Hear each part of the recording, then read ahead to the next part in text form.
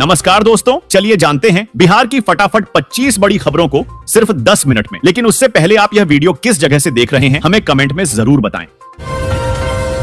बिहार के 8 जिलों में बारिश का अलर्ट, 13 शहरों में गिरेगा तापमान। दोस्तों, पटना सहित सभी जिलों में 30 से 40 किलोमीटर प्रति घंटा की रफ्तार से तेज हवा चलने के साथ कुछ स्थानों पर मेघ गर्जन वज्रपात को लेकर येलो अलर्ट जारी किया गया। कुछ जगहों पर हल्की वर्षा की संभावना है। मौसम विभाग के अनुसार अगले 24 घंटों के दौरान पटना सहित अधिसंख्य भागों में बादलों की आवाजाही बने होने के साथ प्रदेश का मौसम शुष्क बना रहेगा। बिहार में स्टूडेंट क्रेडिट कार्ड को लेकर नई जानकारी, निजी संस्थानों को मिली 1 साल की छूट। दोस्तों, बिहार में निजी शिक्षण संस्थानों को स्टूडेंट क्रेडिट कार्ड योजना के लिए नैक मान्यता में 1 साल की छूट मिली है, सिर्फ शैक्षणिक सत्र 2024-25 से के लिए। इससे राज्य के लगभग 381 निजी शिक्षण संस्थानों को राहत मिलेगी। यह छूट नैक की नई ग्रेडिंग सी मान्यता की अनिवार्यता को शिथिल करती है। संबंधित संस्थानों के आवेदनों की जांच के बाद आगे की कार्रवाई की जाएगी।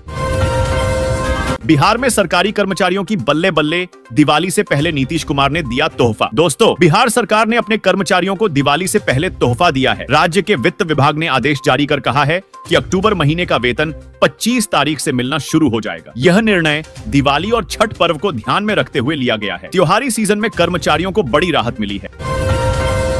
बालू माफियाओं को कानून का डर नहीं, 24 घंटे हो रहा अवैध खनन। दोस्तों, गया जिले में अवैध बालू खनन माफिया बेखौफ होकर मुहाने नदी से बालू निकाल रहे हैं। बालू को झारखंड के चौपारण थाना क्षेत्र के चोरदाहा पहुंचाया जा रहा है, जहां से इसे रांची, रामगढ़, हजारीबाग सहित दर्जनों शहरों में बेचा जाता है। वन विभाग ने प्राथमिकी दर्ज की है, लेकिन माफिया पर इसका कोई असर नहीं है।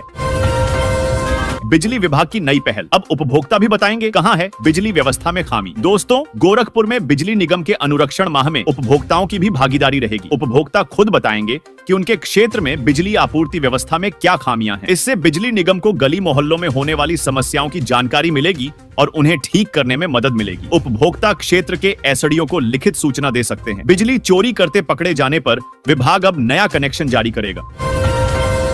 बिहार में किसानों की अब बढ़ जाएगी आमदनी, नीतीश सरकार का नया प्लान तैयार। दोस्तों, बिहार में किसानों को केले की खेती से समृद्ध बनाने के लिए सरकार ने नया प्लान तैयार किया है। पपीता के साथ केले की खेती का रकबा बढ़ाया जाएगा। किसानों को प्रशिक्षित करने के बाद 50% तक अनुदान दिया जाएगा। जिले में 65 हेक्टेयर में केला और पपीता की खेती होगी। किसानों को सलाहकार भी मिलेंगे। शिक्षकों की नौकरी पर खतरा, किसी भी वक्त हो सकती है कार्रवाई। दोस्तों, बिहार में 1,87,818 नियोजित शिक्षकों में से 96 के सर्टिफिकेट फर्जी पाए गए हैं। वहीं 23,801 शिक्षकों के प्रमाण पत्र संदिग्ध हैं। शिक्षा विभाग ने जांच के आदेश दिए हैं। दोषी शिक्षकों पर कार्रवाई होगी। जिन शिक्षकों की काउंसलिंग नहीं हो पाई, उन्हें दोबारा मौका दिया जाएगा। माध्यमिक शिक्षा निदेशक की अध्यक्षता में सोमवार को हुई बैठक में यह निर्णय लिया गया।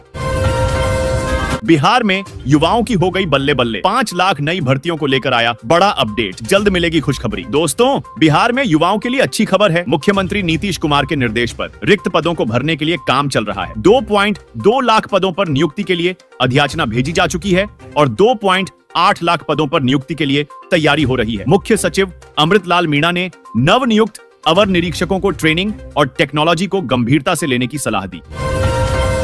2000 रुपए में बिक रहा डीएपी खाद का बोरा विक्रेताओं ने दुकान पर लगाए आउट ऑफ स्टॉक के बोर्ड। दोस्तों, बेगूसराय जिले में डीएपी खाद की किल्लत ने किसानों की मुश्किलें बढ़ा दी हैं। रब्बी फसल की बुआई का समय शुरू हो गया है, लेकिन बाजार में डीएपी खाद गायब है। अधिकृत विक्रेता आउट ऑफ स्टॉक के बोर्ड लगाकर किसानों को गुमराह कर रहे हैं, जबकि वही दुकानदार 2000 रुपए तक में 50 किलो का डीएपी बैग बेच रहे हैं। किसान कृषि विभाग से मदद की गुहार लगा रहे हैं।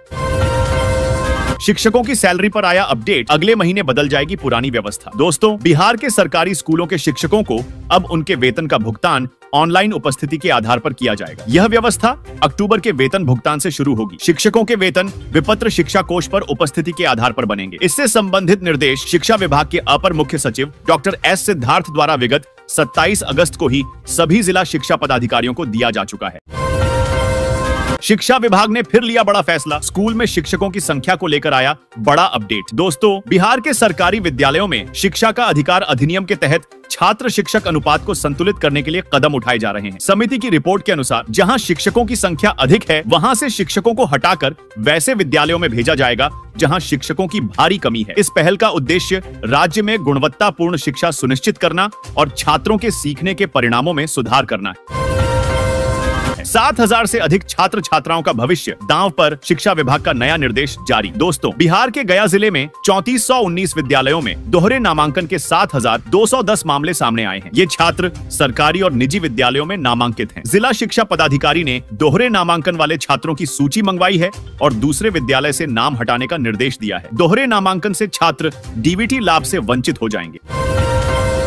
बक्सर स्टेशन की बदल जाएगी सूरत, रेलवे विभाग का नया प्लान तैयार। दोस्तों, बक्सर रेलवे स्टेशन के विकास के लिए रेलवे ने 3 योजनाएं बनाई हैं। पहली योजना में प्लेटफॉर्म का उन्नयन किया जाएगा, जिससे 24 कोच वाली ट्रेनें ठहर सकें। दूसरी योजना में पानी भरने की प्रणाली लगाई जाएगी और तीसरी योजना में नई पानी टंकी बनाई जाएगी। इससे बक्सर से नई एक्सप्रेस ट्रेनें चलाने में मदद मिलेगी। अब दीघा से एम्स गोलंबर सहित इन 4 मार्गों पर भी चलेंगी सिटी बसें। दोस्तों, पटना परिवहन विभाग ने आर ब्लॉक से कंगन घाट तक नगर बस सेवा शुरू करने का निर्णय 14 अक्टूबर को लिया था, लेकिन विभाग ने गुरुवार को 2 मार्गों की जगह अब 4 मार्गों पर नगर सेवा चलाने का निर्णय लिया है। आर ब्लॉक से कंगन घाट तक के अलावा दीघा से एम्स पटना गोलंबर तक भी नगर बस सेवा शुरू की जाएगी। पटना के इन 6 घाटों पर पहुंचना मुश्किल, छठ व्रतियों के लिए खोजा जा रहा नया रास्ता। दोस्तों, रास्ता नहीं होने से पटना के इन 6 घाटों पर छठ होना मुश्किल हो गया है। इनमें पहलवान घाट, एलसीटी घाट, बांस घाट, कलेक्ट्रेट घाट, टीएन बनर्जी घाट और मिश्री घाट शामिल हैं। इन घाटों पर जाने का रास्ता अलग अलग वजहों से बाधित है। पहलवान, एलसीटी घाट, बांस घाट जाने के रास्ते में जगह जगह पानी लगा है। बिहार में बिजली चोरी रोकने के लिए नया प्लान, स्मार्ट मीटर की स्टडी से क्या क्या फायदे। दोस्तों, बिहार में बिजली खपत के तौर तरीकों का अध्ययन होगा। बिजली कंपनी इसकी तैयारी में जुट गई है। अध्ययन का मूल मकसद राज्य की बिजली खपत की बुनियादी जानकारी हासिल करना है, साथ ही बिजली चोरों पर नकेल कसना भी है। इस काम में केंद्र सरकार की भी मदद ली जाएगी। बता दें कि बिहार में 50 लाख से अधिक स्मार्ट प्रीपेड मीटर लग चुके हैं। मॉडर्न स्कूल से लेकर कैम्ब्रिज तक पटना के 7 निजी स्कूलों की मान्यता होगी रद्द। दोस्तों, पटना जिले के 7 निजी विद्यालयों को अपने स्कूलों में अध्ययनरत बच्चों की जानकारी नहीं देना भारी पड़ गया है। अब इन विद्यालयों पर मान्यता रद्द किए जाने की कार्रवाई की जाएगी। इन विद्यालयों को स्कूलों में नामांकित बच्चों की जानकारी ई शिक्षा कोष पोर्टल पर अपलोड करनी थी, जो कि इन स्कूलों ने डीओ के द्वारा मोहलत दिए जाने के बावजूद भी नहीं दिया। अब इन स्कूलों को शिक्षा के अधिकार अधिनियम के तहत दी गई मान्यता को रद्द करने की कार्रवाई की जाएगी।